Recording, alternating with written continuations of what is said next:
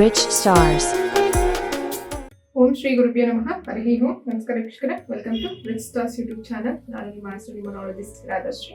So ಈ ಒಂದು ವಿಡಿಯೋದಲ್ಲಿ ನಾವು ಪಿತೃಪಕ್ಷಗಳ ಬಗ್ಗೆ, ಈಗ ನಾವು ಪಿತೃಪಕ್ಷವನ್ನು ಮಂತಲ್ಲಿ ಇರೋದ್ರಿಂದ ಸೊ ಈ ಒಂದು ವಿಚಾರನ ತಿಳ್ಕೊಳ್ಳೋಣ. ಅದಕ್ಕೂ ಮೊದಲು ಸೊ ನೀವೇನು ಫಸ್ಟ್ ಟೈಮ್ ಚಾನಲ್ ವೀಕ್ಷಣೆ ಮಾಡಿದ್ರೆ ಸಬ್ಸ್ಕ್ರೈಬ್ ಮಾಡ್ಕೊಳ್ಳಿ, ಹಾಗೆ ಪಕ್ಕದಲ್ಲಿ ಬೆಲ್ ಐಕಾನ್ನ ಕ್ಲಿಕ್ ಮಾಡಿ. ನೋಡಿ, ತುಂಬಾ ಜನ ಏನ್ ಮಾಡ್ತಿದ್ದಾರೆ ಅಂತ ಹೇಳಿ ತುಂಬಾ ವರ್ಷಗಳಿಂದ ಪೂಜಾ ಪುನಸ್ಕಾರಗಳನ್ನ ಮಾಡ್ಕೊಂಡು ಬರ್ತಾ ಇದ್ದಾರೆ. ಸೊ ಪ್ರತಿಯೊಂದು ಹಬ್ಬಗಳನ್ನ ಆಚರಿಸ್ತಾ ಬರ್ತಾ ಇದ್ದಾರೆ. ಆದ್ರೆ ಅವರ ಮನೆಗಳಲ್ಲಿ ಸೊ ಕೆಲಸ ಕಾರ್ಯಗಳಲ್ಲಿ ಯಾವಾಗಲೂ ಅಡೆತಡೆ ಬರ್ತಾ ಇರುತ್ತೆ, ಅಥವಾ ಮಕ್ಕಳ ವಿದ್ಯಾಭ್ಯಾಸದಲ್ಲಿ ಅಡೆತಡೆ, ಅಪವಾದಗಳು, ಅವಮಾನಗಳು, ಹಾಗೆ ಸಡನ್ ಆಗಿ ಕೋರ್ಟ್ ಕೇಸ್, ಸಡನ್ ಆಗಿ ಆಕ್ಸಿಡೆಂಟ್ಸ್, ಸೊ ಇದೆಲ್ಲ ಕಾಂಬಿನೇಷನ್ಸ್ ಬರ್ತಾನೆ ಇರುತ್ತೆ.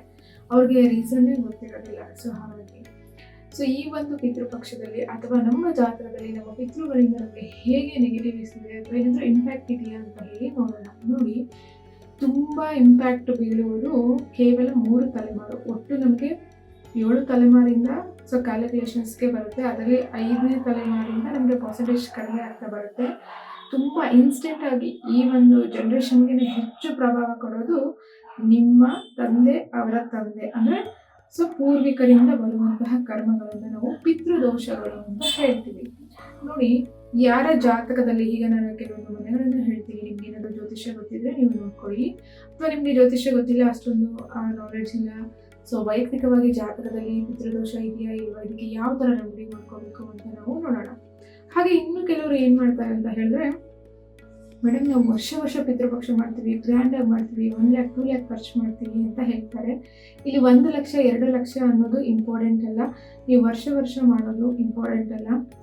ಯಾವ ಗ್ರಹದಿಂದ ಅಥವಾ ಯಾವ ಒಂದು ಅಂಶದಿಂದ ನಿಮಗೆ ಪಿತೃಗಳ ಕಡೆಯಿಂದ ತೊಂದರೆ ಆಗಿದೆ ಅನ್ನೋದು ಮೊದಲನೇದಾಗಿ ನಾವು ನೋಡಬೇಕಾಗುತ್ತೆ. ಅದರ ಅನುಸಾರ ನಿಮ್ಮ ವೈಯಕ್ತಿಕ ಜಾತಕದಲ್ಲಿ ಇರುವಂತಹ ನಕ್ಷತ್ರದ ಪ್ರಕಾರ ನಿಮಗೆ ನಾವು ರೆಮಿಡೀಸ್ನ ಕೊಡ್ತೀವಿ. ಈ ನಕ್ಷತ್ರ ದಿವಸ ಈ ಥರ ರೆಮಿಡಿನ ಮಾಡಿದ್ರೆ ಇದು ಇಷ್ಟು ಬಾರಿ ಮಾಡಬೇಕು ಅಂತ ಹೇಳಿರುತ್ತೆ. ಅದಾದ ಪಿತೃಗಳಿಂದ ಕರ್ಮ ಕ್ಲಿಯರ್ ಆಗುತ್ತೆ. ಒನ್ಸ್ ಬೇಸಿಕ್ ಕರ್ಮ ಕ್ಲಿಯರ್ ಆದ ತಕ್ಷಣ ನಿಮಗೆ ಸೊ ಎಲ್ಲ ನೀವು ಹಿಂದೆ ಮಾಡಿರೋ ಪೂಜಾ ಪುನಸ್ಕಾರಗಳ ರಿಸಲ್ಟ್ಗಳೆಲ್ಲವೂ ನಿಮಗೆ ಆಕ್ಟಿವೇಶನ್ ಆಗುತ್ತೆ. ಅದರಿಂದ ಪೂರ್ತಿ ಪ್ರಮಾಣದ ಫಲ ಸಿಗುತ್ತೆ.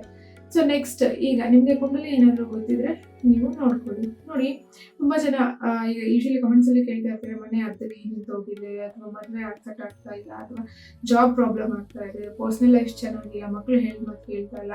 ಇದೆಲ್ಲದಕ್ಕೂ ಮೂಲ ಕಾರಣ ನಾವುಗಳು ಎಲ್ಲಿಂದ ಬಂದಿದ್ದೀವಿ, ಅಂದರೆ ನೀವು ಎಲ್ಲಿಂದ ಬಂದಿದ್ದಾರೆ ಹೇಳಿ, ನಮ್ಮ DNA ಕನೆಕ್ಟಿವಿಟಿಯಿಂದ ತಾನೇ ಬಂದಿದ್ದೀವಿ, ನಮ್ಮ ಪೂರ್ವಿಕರಿಂದನೇ ನಾವು ಬಂದಿದ್ದೀವಿ.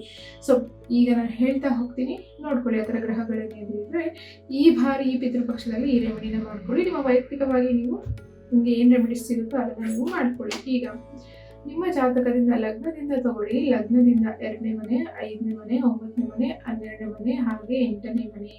ಸೊ 2, 5, 8, 9, 12 ಈ ಮನೆಗಳಲ್ಲೇನಾದರೂ ಈಗ ನಾನು ಹೇಳ್ತೀನಲ್ವ, ಈ ಗ್ರಹಗಳೇನಾದರೂ ಇದ್ರೆ ನೀವು ಅರ್ಥ ಮಾಡ್ಕೊಳ್ಳಿ, ನಮಗೆ ಪಿತೃಗಳಿಂದ ಪೂರ್ತಿ ಪ್ರಮಾಣದ ಆಶೀರ್ವಾದ ಸಿಗಲಿಲ್ಲ, ನಮಗೆ ತೊಂದರೆ ಇದೆ ಅಂತ ಹೇಳಿ.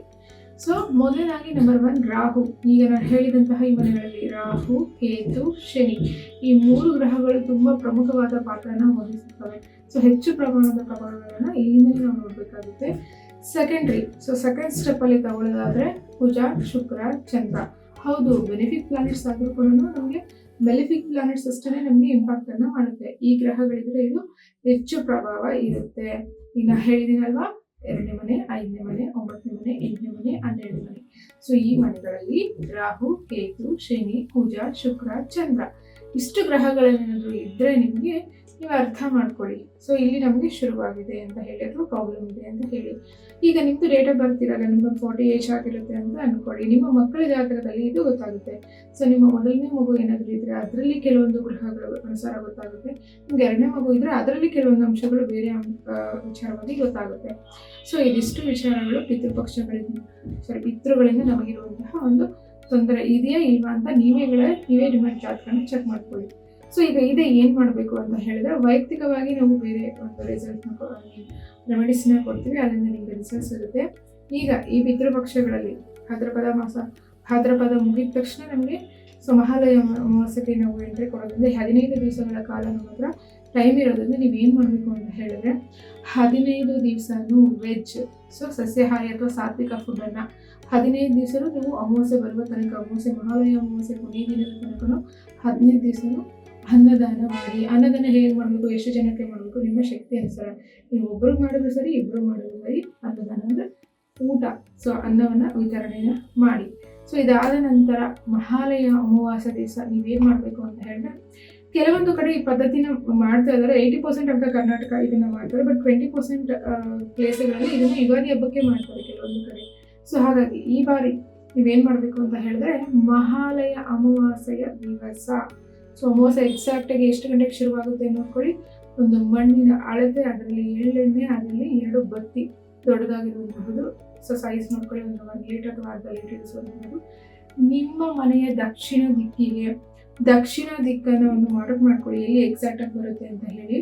ಅಲ್ಲಿ ನೀವು ಅಖಂಡ ದೀಪನ ಬೆಳೆಸಬೇಕಾಗುತ್ತೆ. ಯಾವಾಗ ಅಮಾವಾಸ್ಯೆ ದಿವಸ ಪೂರ್ತಿ ನೈಟ್ ಉರಿಬೇಕಾಗುತ್ತೆ. ಯಾರು ಪಿತೃಪಕ್ಷ ಮಾಡೋದಿಲ್ವೋ ಅಥವಾ ಗ್ರ್ಯಾಂಡಾಗಿ ಸೆಲೆಬ್ರೇಟ್ ಮಾಡೋದಿಲ್ವೋ ಇವರುಗಳಿಗೆ ಸೊ ಸಿಂಪಲ್ ರೆಮಿಡಿ. ಸೊ ಎಳ್ಳೆಣ್ಣೆ ಹಾಕಿ ಅಖಂಡ ದೀಪನ ಬೆಳೆಸಿ ನೀವು, ಅದರಿಂದ ನಿಮಗೆ ನಿಮ್ಮ ಪಿತೃಗಳಿಂದ ಅಂದರೆ ಪೂರ್ತಿ ಪ್ರಮಾಣದ ಕರ್ಮ ಹೋಗೋದಿಲ್ಲ. ನಿಮ್ಗೊಂದು ರೂಟ್ ಸಿಗುತ್ತೆ. ಓಕೆ, ಇವ್ರ ಹತ್ರ ನಾವು ಆ ಗೈಡೆನ್ಸ್ ತೊಗೊಂಡಾಗ ಇದು ನಮಗೆ ರಿಸಲ್ಟ್ ಸಿಗುತ್ತೆ ಅಂತ ಹೇಳಿ ನೆಕ್ಸ್ಟ್ ಏನು ಮಾಡಬೇಕು ಅನ್ನೋ ಒಂದು ಥಾಟ್ ನಿಮಗೆ ಕ್ರಿಯೇಟ್ ಆಗುತ್ತೆ.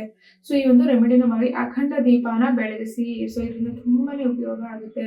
ನೆಕ್ಸ್ಟ್ ಏನು ಮಾಡಬೇಕು ಅಂತ ಹೇಳಿದ್ರೆ, ಇನ್ನೂ ಎಣ್ಣೆ ಇತ್ತು, ಸೊ ಇನ್ನೂ ಟೈಮ್ ಇತ್ತು ಅಂತ ಹೇಳಿದ್ರೆ, ಉಳಿತಾನೆ ಇದೆ, ಅಮಾವಾಸ್ಯೆ ಮುಗ್ದಿದೆ ಅಂತ ಹೇಳಿದ್ರೆ ನೆಕ್ಸ್ಟ್ ಡೇ ಪಾರ್ಟಿಗೆ ಬರುತ್ತೆ ಅಲ್ವಾ.